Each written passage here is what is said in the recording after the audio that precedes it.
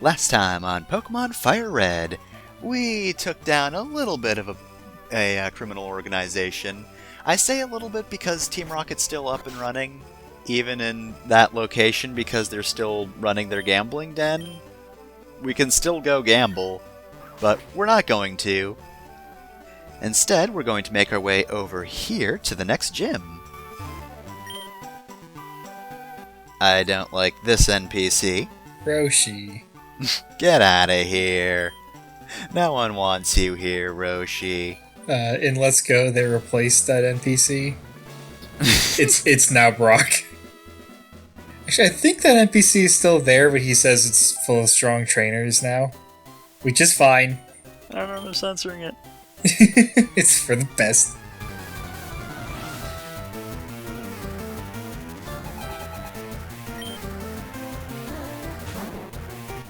Anyway, here's Bellsprout. So, I've never really had much trouble with Celadon Gym because this is kind of the point of the game in which you probably have something to counter grass types. Yeah, they're eminently counterable. Yeah, so you got fire, you got bug, you got flying. Now, they do still have status effects, of course, and that's probably the most dangerous thing about them, but other than that, you probably have some powerhouse to use against these guys. Man, Char is having a rough time right about now. And now he's not. No, he still is, he's just also winning. I mean, he's not wrapped anymore.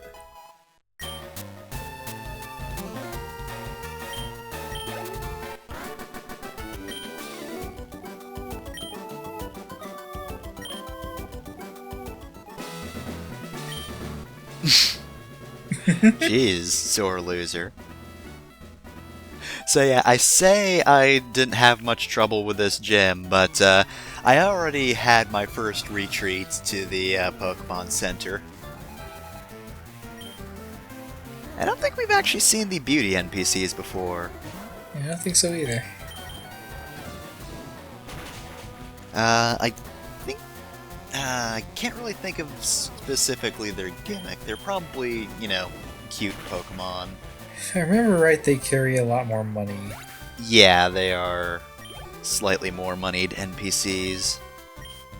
They have more than a picnicker, that's for sure. Yeah, I'd like to know, just from like the design point of view, what they were going for with the training types. Because some are fairly obvious, and then others, it's like, I'm not sure what this person's going for. Like the gentleman trainers. I think they all use Growlithe. They have good taste.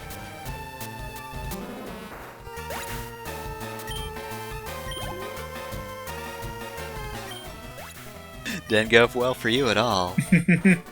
Get out of here. Yep, whole lot of money.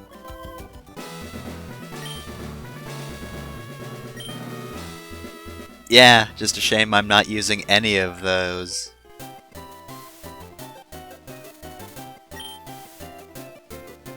Oh, well now there's just a person who's enthusiastic. That's nice. It's a shame I'm gonna have to crush your hopes and dreams, Tamiya.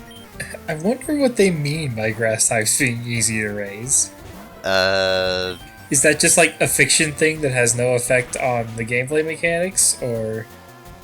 Yeah, because they're not like bug types. They don't quite evolve as fast as they do. I don't remember grass types generally having like low evolution levels. I think it might just be a fiction thing, because I imagine you don't have to feed most grass types, you can just water them. Bellsprout's mouth is just for show. It's his feet that do all the work. Why did you attack my Bellsprouts? I just wanted to show them to you.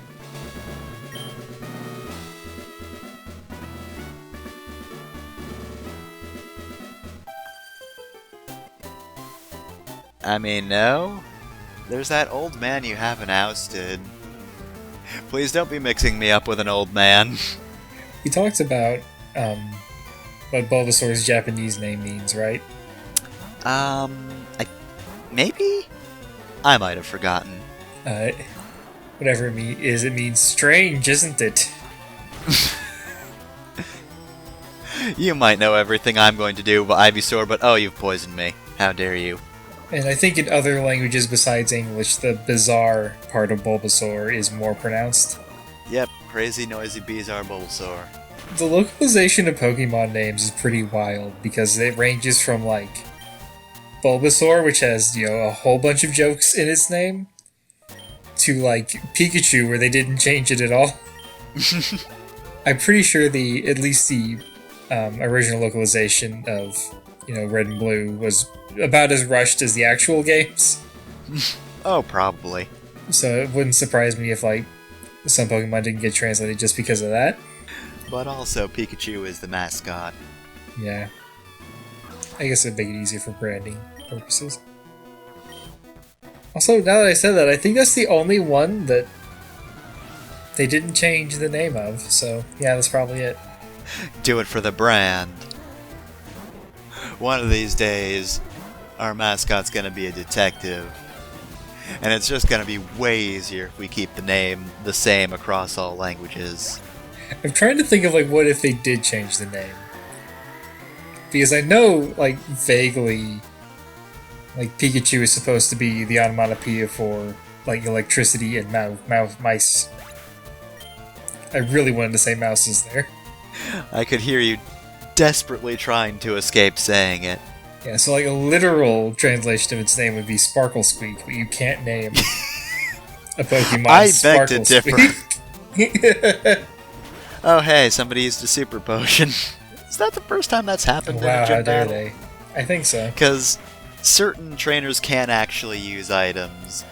Usually it's only like gym leaders and like very specific NPCs that we haven't even seen yet.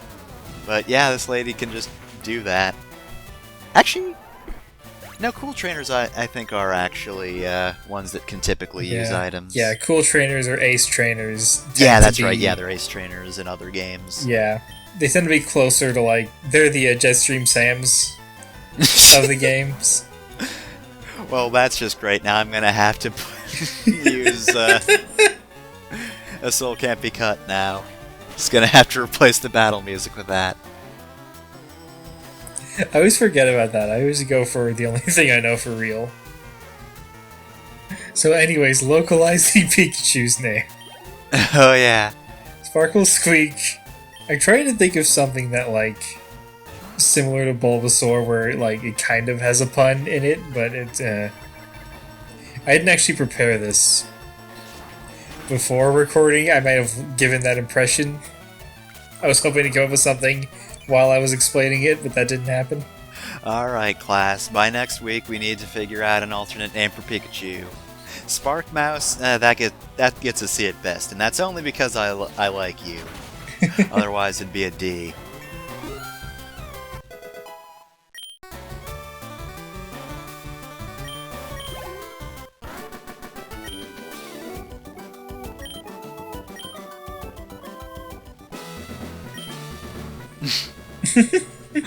I brought my bad Pokemon on purpose. Oh yeah, Hey. Of course you beat me, so like I was trying. We don't like bug or fire type Pokemon here. Well, apologize, but it's a little late for that. No! What did I just say? Poison lowers a stat, right? Yes, I believe it lowers attack as well. I think it Or is that lowers burn? special attack. Because burn lowers attack, I remember that. Yeah. Because that saved me a couple of times. Yep. And I think, like, paralysis lowers speed. I don't think freeze or sleep lower anything because you can't do anything. Yeah. But I think poison lowers either special attack or special defense. Special attack would make sense because it's like a companion to burn. It doesn't seem to be. That may be because there's actually another element of poison that I don't think we've run into yet. But it doesn't seem to have any immediate secondary effects. But yeah, that might be because badly poisoned exists.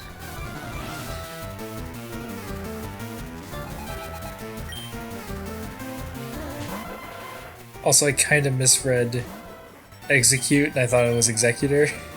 I was like, that's kind of a strong Pokemon to be thrown out right now. It's just eggs. One of them's broken. That poor Execute over there. I feel like Execute would be more useful of a Pokemon if it was more available. Because I think it's Safari Zone and Victory Road, right? Pretty much.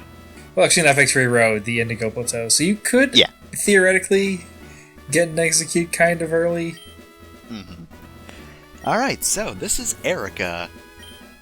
I'm relatively certain she's just high. Like, all the time. In her episode in the anime, she has a Utena reference.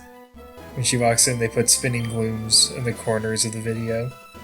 And no kid watching at the time would ever realize that's a reference. Most adults watching at the time probably wouldn't realize it either. Probably not. Alright, so Erica's only got 3 Pokemon, but to be fair, they're actually not half bad. Victory Bell, of course, is a upgrade of the usual line of Bellsprout, and got Weepin' Bell, that's it. Could not remember Weepin' Bell. I was gonna say, have we even seen a Weepin' Bell? We did earlier. Some of the other trainers in this gym have had Weepin' Bells, but they've not been too much tougher. Victory Bell, on the other hand, is actually kind of powerful. Mira's, of course, not the best for going up against grass types, but the poison part of it, she's perfect for.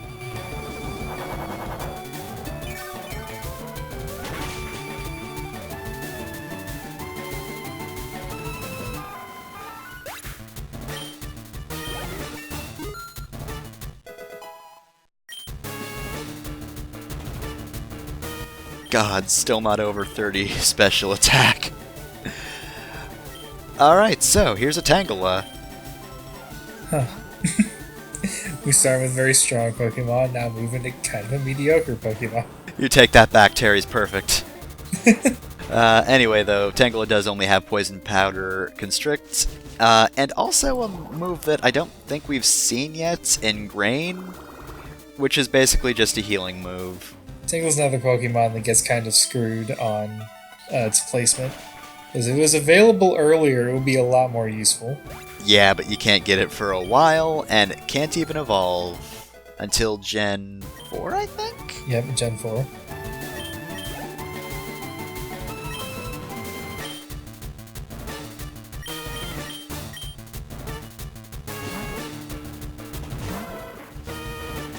Alright, and Erica's last Pokemon, Vileplume. Of course, this is another one that can poison you.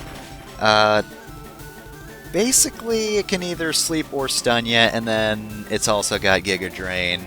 Nothing that can particularly really damage Char that much unless Acid poisons me. But, yeah, we'll try to keep you in place at least a little bit.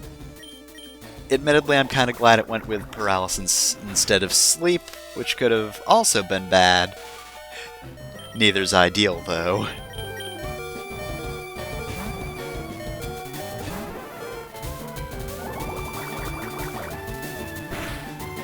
And yeah, Vileplume's using Acid more, probably because it does do more damage than Giga Drain. I think the Drain moves have been boosted recently. Or buffed, I should say. Yeah. Maybe. They can definitely be a little bit lackluster against things that aren't weak to it in these earlier games. But they are fairly good in the latest titles. Though I don't know if I've used them that heavily. But that's Erica done, and with her rainbow badge we can now move on.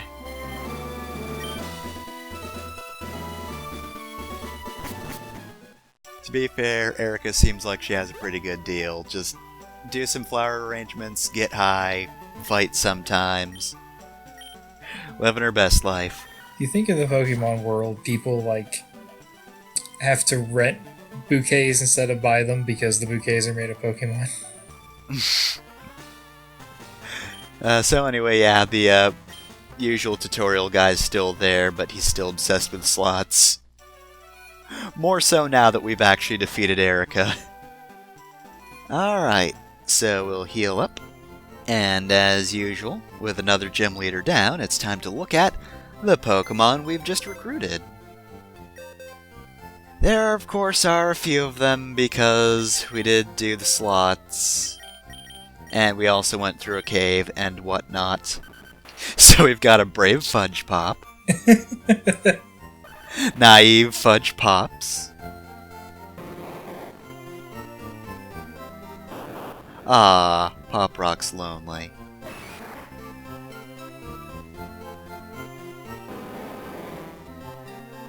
I'm bashful! And sassy Soylent. One of the many flavors that didn't sell very well.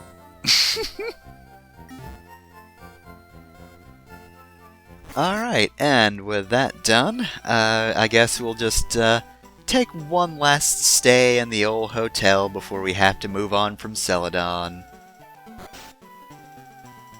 So, next time on Pokemon FireRed, we did get that Sylph Scope, so I don't know, maybe we should try Pokemon Tower again. It's just a suggestion, we might do something else, you never know.